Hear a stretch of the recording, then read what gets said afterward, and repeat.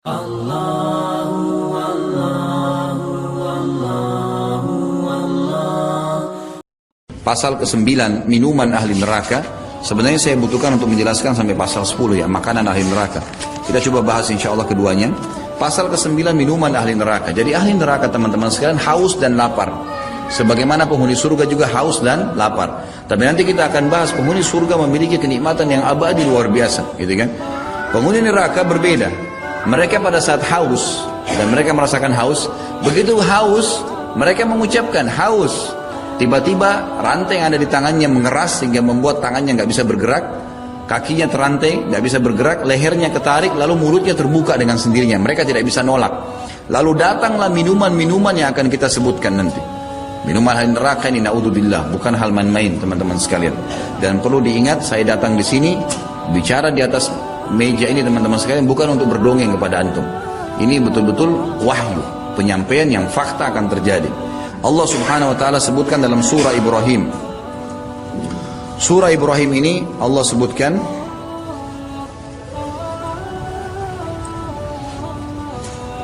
surah nomor 14 ayat 15 sampai ayat 17. A'udzubillahi minasyaitonir rajim.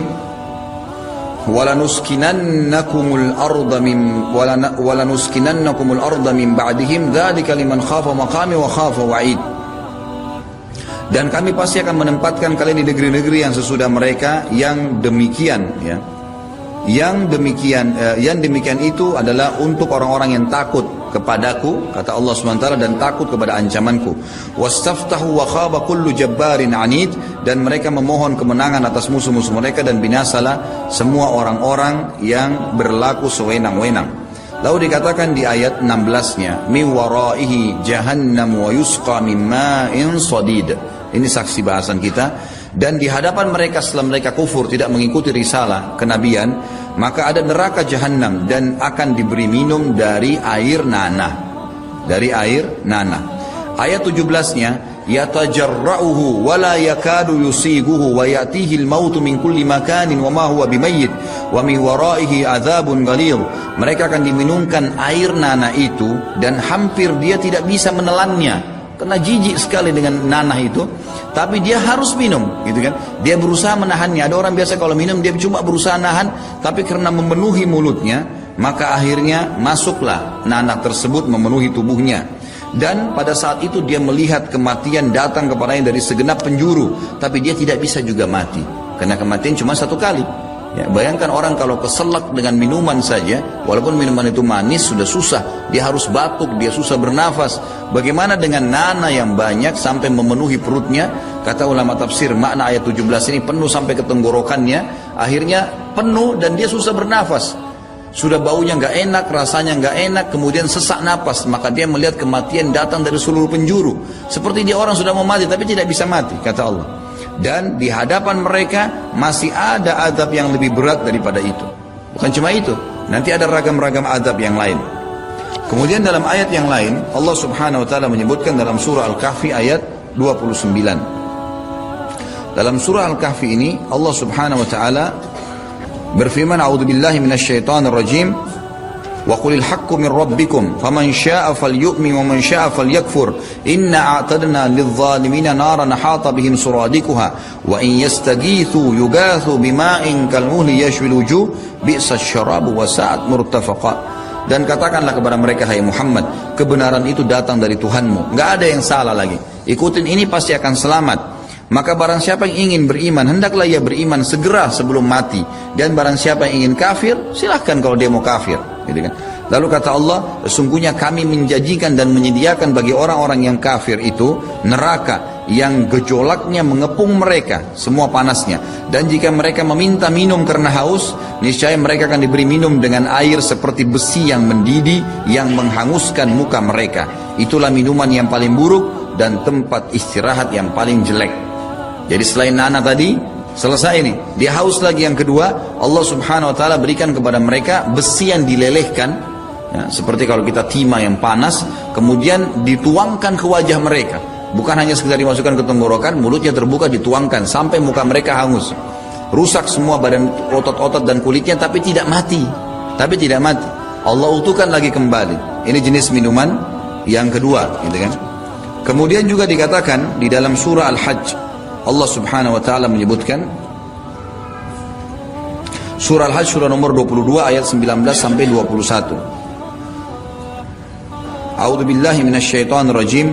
Hadani khasman ikhtasamu fi rabbihim falladzina kafaru qutti'at lahum thiyabun min narin yusabbu min fawqi ru'usihimul hamim.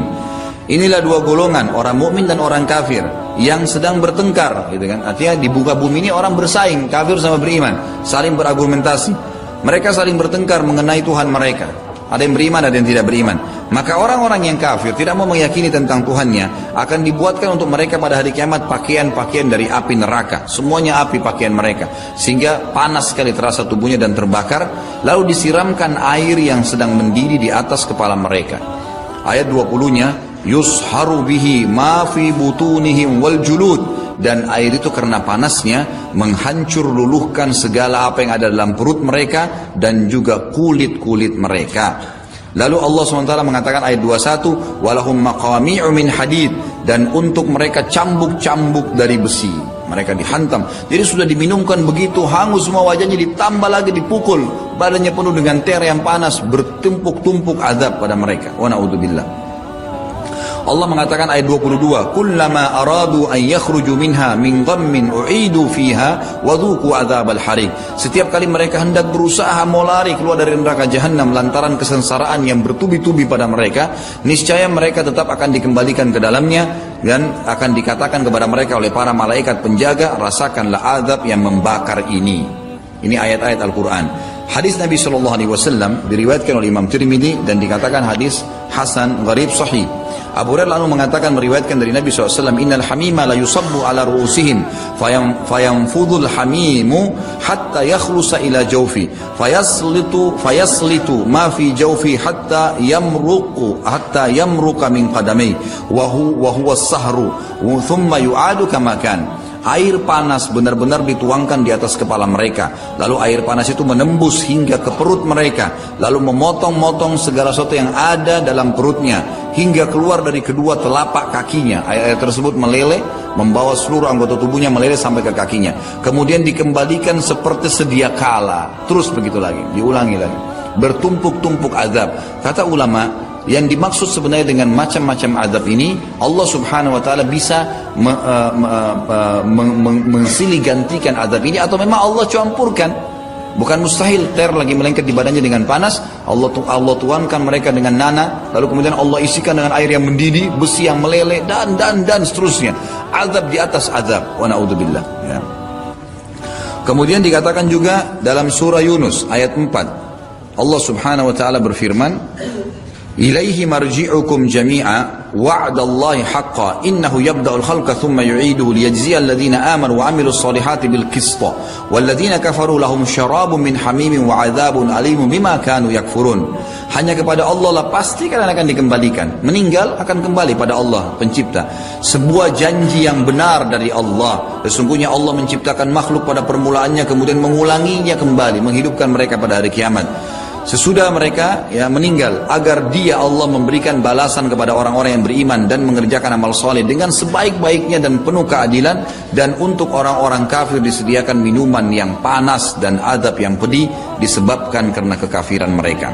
Lalu terakhir dalam pasal ke-9 ini adalah hadis Nabi SAW riwayat Imam Ahmad dengan sanad hasan, dan juga Al-Mundhiri sebutkan dalam kitab Targhibnya. Dan juga beliau penulis ini mengatakan hadis ini memiliki banyak sekali dukungan dari hadis-hadis yang sahih, termasuk disebutkan oleh Ibnu Majah dan juga Imam Tirmidzi dan Syekh Albani mensahihkan dalam Sahih Jami'. Asma binti Yazid radhiyallahu anha, sahabat Nabi yang mulia, sahabiat Nabi yang mulia, menuturkan sabda Nabi SAW, man syaribal khamra lam yardallahu anhu 40 laylah fa in mata kafira fa in ada kana haqqan 'ala Allah an yasqiyahu min tinatil khabal. Qalat kila ya Rasulullah wa ma tinatul khabal? Qala sadidu ahlin nar. Barang siapa yang minum khamar, maka Allah tidak ridho kepadanya selama 40 malam. Maksudnya Allah SWT marah padanya selama 40 malam itu. Jika ia mati, maka ia bisa mati dalam keadaan kafir. Kata Ibnu Umar, perbuatan dosa kafir, tapi tidak keluar dari agama Islam. Jika ia mengulangi perbuatannya sudah tahu itu salah, maka Allah pasti akan meminumkannya nanti hari kiamat dengan tinatul khabal, Dikatakan kepada para sahabat, ya wahai Rasulullah, apakah itu tinatul khabal? Beliau mengatakan nanahnya ahli neraka. Jadi ahli neraka kena banyak azab sehingga nanah mereka mengucur dan memenuhi lantai neraka itu. Lalu itu dijadikan sebagai minuman mereka. Wa na'udzubillah. Nanah kita sendiri saja kita nggak mau minum, mustahil, apalagi nanah orang-orang yang penuh dengan darah dan nanah dan kotoran di situ. Terakhir teman-teman sekalian, kita pasal ke-10 ini adalah makanan ahli neraka. Disebutkan oleh beliau dalil surah Ad-Dukhan ayat 43 sampai 46 tentang masalah makanan ahli neraka.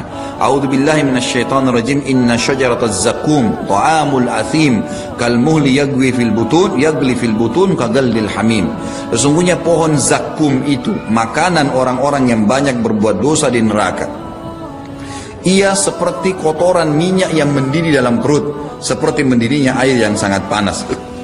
Kata para ulama tafsir, yang dimaksud dengan buah zakum adalah sebagaimana disebutkan dalam hadis Nabi SAW, diriwayatkan Imam Tirmidzi dengan hadis hasan sahih. Kata Ibnu Abbas radhiyallahu anhu menuturkan sabda Nabi SAW, "Lau anna qatratun minaz zakumi qutirat fi darid dunya la afsadat ala ahli dunya ma'aishahum fa kaifa biman yakunu ta'amah." Seandainya setetes saja buah zakum diambil, diteteskan di negeri dunia ini, teteskan satu tetes saja, niscaya akan merusak semua kehidupan dunia. Habis semua, udaranya jadi kacau, airnya jadi kacau, semua jadi kacau, semuanya jadi rusak, jadi mati. Tumbuh-tumbuhan, hewannya, jinnya, semuanya akan hancur. Satu tetes buah zakum. Kata Nabi SAW, seandainya setetes zakum diteteskan di negeri dunia, niscaya akan merusak kehidupan seluruh dunia ini. Lalu bagaimana halnya dengan orang yang jadi makanan hariannya? Dimakan, buahnya utuh. Kemudian dikatakan dalam ayat surah Al-Haqqah, dalam surah Al-Ghashiyah ayat 6, Allah SWT mengatakan, "Laisa lahum ta'amun illa min dari'." Mereka tidak memperoleh makanan selain dari pohon yang berduri, gitu kan? Disebutkan para ulama tafsir, digabungkan dengan surah Ad-Dukhan tadi, buah zakum adalah buah yang hitam, kemudian memiliki duri-duri yang banyak. Sehingga buah ini pada saat ahli neraka lapar, mulutnya terbuka, tangannya terkunci dan kakinya, lalu kemudian dimasukkan zakum secara paksa. Pohon zakum ini buah yang sangat keras, melebihi kerasnya besi, sehingga dia berputar masuk ke tenggorokannya, merobek semuanya sampai keluar dari perutnya lagi kembali. Dan ditambah lagi cairannya, pada saat dia masuk ke dalam perut, dia akan berubah menjadi cairan, ada cairannya keluar seperti kotoran minyak yang mendidih. Wa na'udzubillah. Ini makanan mereka, gitu kan? Jadi ini sangat luar biasa bagaimana Allah Subhanahu wa taala menyebutkan makanan mereka. Bahkan dalam surah Al-Muzammil ayat 12 Allah Subhanahu wa taala mengatakan yang maknanya adalah dan makanan, karena sesungguhnya pada sisi kami ada belenggu-belenggu yang berat dan neraka yang bernyala-nyala dan makanan yang menyumbat di kerongkongan dan adab yang pedih. Kata ulama tafsir, menyumbat di kerongkongan maksudnya adalah karena besarnya buah zakum sampai memadat di tenggorokan mereka. Bahkan sebagian ulama mengatakan lebih sempurna makna daripada minuman dan makanan adalah pada saat Allah Subhanahu wa taala menumpahkan nana, ya, masukkan ke dalam tubuh mereka, air yang mendidih dicampurkan, buah zakum juga dipaksakan masuk, sehingga betul-betul menghancurkan semuanya. Tidak mungkin orang makan dan minum dalam satu waktu, tapi terjadi itu pada ahli neraka. Wa na'udzubillah. Ini hal yang luar biasa, yang semestinya sudah cukup untuk membuat kita hati-hati dari adab itu, teman-teman sekalian. Mari kita sama-sama selalu follow dan juga tentu lakukan pada semua channel-channel dakwah yang baik yang menyebarkan agama Allah Subhanahu wa taala, karena hak itu, kebenaran, bila dijunjung tinggi dan dipertahankan, tentu batil akan hilang. Namun kalau kita tidak bekerja sama dalam mendukung kebenaran, maka otomatis kebatilan akan merajalela.